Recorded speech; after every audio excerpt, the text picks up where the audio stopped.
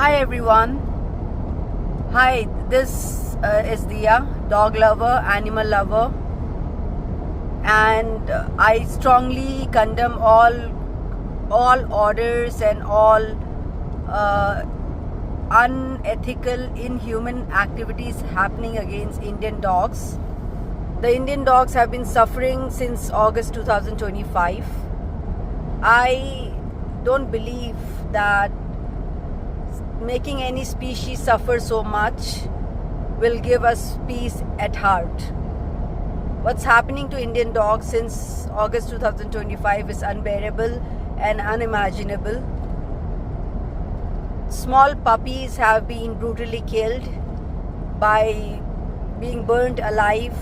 Some were put in sacks and bags and thrown in the jungle where they were crying for help, but no one could come to the rescue because animal lovers have been protesting against the inhumanity happening to Indian dogs.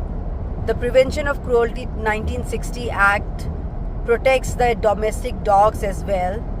I would say what's happening to Indian dogs is unacceptable, unimaginable, and we have to do our best to spread awareness and also to protest against the brutality happening to Indian puppies, dogs, older dogs. What is happening to dogs will not limit to all the dogs themselves. It would be all the hatred which people have started accumulating in their hearts about Indian stray dogs. Ask your own self that did dogs have money to go and buy rabies vaccination?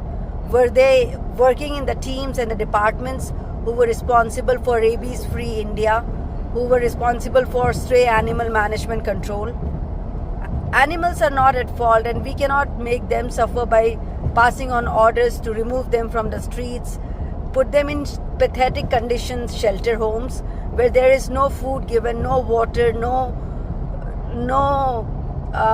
medical treatment, where the dogs, the cats, the different animals die like they rot in hell.